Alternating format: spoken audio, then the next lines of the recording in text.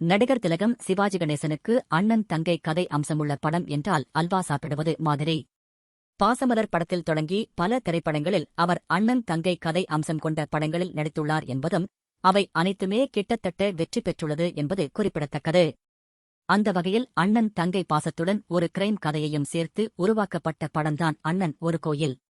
சிவாஜி கணேசன், சுஜாதா, சுமித்ரா, ஜெய்கணேஷ், மோகன் பாபு, மேஜர் சுந்தர்ராஜன், தேங்காய் சீனிவாசன், ஏ. கருணாநிதி, சுருளிராஜன், மனோரமா உள்பட பலர் நடித்த இந்த படத்தை கே. விஜயன் இயக்கியிருந்தார். வியட்நாம் வீடு சுந்தரம் திரைக்கதையில் எம்.எஸ். விஸ்வநாதன் இசையில் கண்ணதாசன் பாடல் வரிகளில் உருவான இந்த படம் கடந்த 1977ஆம் ஆண்டு நவம்பர் 10ஆம் தேதி தீபாவளி அன்று வெளியானது. இந்த படத்தை சிவாஜியின் சொந்த நிறுவனமான சிவாஜி புரொடக்ஷன்ஸ் நிறுவனம் தயாரித்து இருந்தது என்பது குறிப்பிடத்தக்கது. படத்தின் முதல் காட்சியிலேயே சிவாஜி கணேசன் போலீசுக்கு பயந்து தலைமறை வாழ்க்கை வாழும் காட்சிகள் இருப்பதை பார்த்து ரசிகர்கள் நிமிர்ந்து உட்கார்ந்து படத்தை பார்ப்பார்கள். அதன் பிறகு அவர் எதற்காக போலீசுக்கு பயந்து ஓடுகிறார் என்பதை ஃபிளாஷ்பாக்கில் காண்பிப்பார்கள். சிவாஜி கணேசன் ஒரு அழகான அன்பான தங்கையுடன் கோவில் மாதிரியான ஒரு வீட்டில் வசித்து வரும் நிலையில் சிவாஜியின் நண்பரான மோகன் பாபு சிவாஜியின் தங்கையை திருமணம் செய்து கொள்ள விரும்புவார். ஆனால் அவரது நடவடிக்கைகள் சரியில்லை என்பதால் அவருக்கு பெண் கொடுக்க மறுத்துவிடுவார். இதனால் ஆத்திரம் அடைந்த மோகன் பாபு சுமித்ராவை கடத்திச் சென்று கற்பழித்து விடுவார். இதனால் அதிர்ச்சி அடையும் சுமித்ரா மனநிலை தவறிவிடுவார். இதை அறிந்த சிவாஜி கணேசன் மோகன் பாபுவை கொன்றுவிடுவார். அதன் பிறகு மனநிலை சரியில்லாத தங்கையை தனது நண்பர் டாக்டர் ஜெய்கணேசிடம் ஒப்படைத்துவிட்டு அவர் தலைமறைவு வாழ்க்கை வாழ்ந்து வருவார்.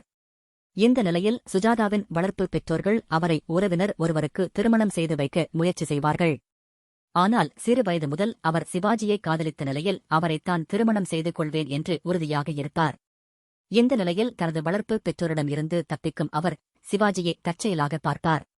இருவரும் தங்கள் கதைகளை பரிமாறிக்கொள்வார்கள். இந்த நிலையில் சிவாஜி கணேசனின் தங்கையை டாக்டர் ஜெய்கணேஷ் திருமணம் செய்து கொள்வார். இதை சிவாஜி அறிந்து அவருக்கு நன்றி கூறுவார். இந்த நிலையில்தான் போலீஸ் சிவாஜியை பிடித்துவிடும். நீதிமன்றத்தில் வழக்கு நடக்கும்போது இறுதியில் திடீரென ஒரு கேரக்டர் வந்து மோகன் பாபுவை கொலையை செய்தது யார் என்பதை சொல்வார். அவர் சொல்வது படத்தின் கதைக்கு மிகப்பெரிய திருப்புமுனையாக அமையும் என்பதும், உண்மையில் யார் கொலை செய்தார் என்பதை அறிந்து ரசிகர்கள் ஆச்சரியமடைவார்கள் என்பது குறிப்பிடத்தக்கது. அதன் பின்னர் சுபமாக படம் முடியும். இந்த படத்தில் சிவாஜி கணேசன் நடிப்புதான் மிகப்பெரிய அளவில் பேசப்பட்டது. ஆரம்ப காட்சியில் நீளமான மூக்கு கண்ணாடி மற்றும் கோட்டு அணிந்து போலீசுக்கு பயந்து ஓடுவது, அதன் பிறகு சுமித்ராவிடம் தங்கை பாசத்தை காண்பிக்கும் காட்சிகள், ஜெய்கணேஷ் தங்கையை திருமணம் செய்து கொண்டதும் கண்களாலேயே நன்றி சொல்லும் காட்சிகள், சுஜாதாவிடம் ரொமான்ஸ் செய்யும் காட்சிகள், நீதிமன்றத்தில் தானே கொலை செய்தேன் என ஒப்புக்கொள்வது உள்பட அனைத்திலுமே சிவாஜி கணேசனின் நடிப்பு நிமிர்ந்து இருக்கும். சுஜாதாவுக்கு பெரிய அளவில் நடிக்க வாய்ப்பு இல்லை என்றாலும் கொடுத்த வாய்ப்பை அவர் சரியாக பயன்படுத்தியிருந்தார். சிவாஜியை அடுத்து நடிப்பில் சூப்பர் என்றால் அது சுமித்ராதான். ஒரு உண்மையான தங்கையாகவே அவர் வாழ்ந்தார் என்றுதான் சொல்ல வேண்டும்.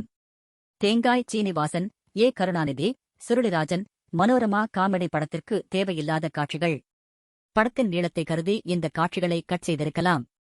கண்ணதாசனின் பாடலுக்கு மெல்லிசை மன்னர் எம்.எஸ். விஸ்வநாதன் இசை அமைத்திருந்தார். மல்லிகை முல்லை என்ற அண்ணன் தங்கை பாசம் உடைய இந்த பாடல் இப்போது கூட தொலைக்காட்சியில் பார்த்தால் ஆச்சரியப்பட வைக்கும். அதேபோல் 4 பக்கம் வேடன் உண்டு என்ற பாடலில் சிவாஜியின் சுஜாதாவும் ரொமான்ஸ் செய்யும் காட்சிகள் இருக்கும். அண்ணன் ஒரு கோயில் என்றால் தங்கை ஒரு தீபம் அன்றோ என்ற பாடல் உருக வைக்கும் அளவுக்கு இருக்கும். மொத்தத்தில் இந்த படம் சிவாஜி ரசிகர்களுக்கு மட்டுமின்றி அனைத்து தரப்பினரையும் கவரும் வகையில் இருந்தது என்பதுதான் குறிப்பிடத்தக்கது. இந்த படத்தில் சிவாஜி கணேசன் வாழும் வீட்டின் காட்சிகள் அவரது சொந்த வீட்டில் படமாக்கப்பட்டது. அன்னை இல்லம் என்ற சிவாஜியின் இல்லத்தை இதுவரை நேரில் பார்க்காதவர்கள் இந்த படத்தின் மூலம் பார்த்துக் கொள்ளலாம். இந்த படம் கடந்த 1977ஆம் ஆண்டு தீபாவளி அன்று வெளியாகி மிகப்பெரிய வெற்றி பெற்றது. சென்னையில் சாந்தி கிரவுன், புவனேஸ்வரி ஆகிய தியேட்டர்களில் 100 நாட்களை தாண்டி ஓடியது. தஞ்சாவூர், மதுரை, கும்பகோணம், கோயம்புத்தூர், திருச்சி உள்ளிட்ட நகரங்களிலும் 100 நாட்களை தாண்டி ஓடியது. அந்த காலத்தில் இலங்கை வானொலியில் ஏ.எம். ராஜா மல்லிகை முல்லை பாடலுக்கு ஒரு அருமையான முன்னுரை வழங்கியிருப்பார். அடுத்து வரும் மனம் வீசும் பாடல் மல்லிகை முல்லை என்று கூற டி.எம்.எஸ். குரலில் ஆரம்பிக்கும் இந்த பாடல் அந்த கால இளைஞர்களுக்கு ஒரு வரப்பிரசாதமாக அமைந்தது. மொத்தத்தில் அண்ணன் தங்கை பாசத்தின் கதை அம்சம் கொண்ட இந்த படத்தில் ஒரு கிரைம் மற்றும் சஸ்பென்ஸ் சேர்த்து ஒரு வெற்றிப் படமாக இயக்குனர் கே. விஜயன் இயக்கியிருப்பார். அண்ணன் ஒரு கோவில் திரைப்படத்தை தயாரித்த சிவாஜி புரொடக்ஷன் நிறுவனத்திற்கு மிகப்பெரிய லாபம் கிடைத்தது என்பது குறிப்பிடத்தக்கது.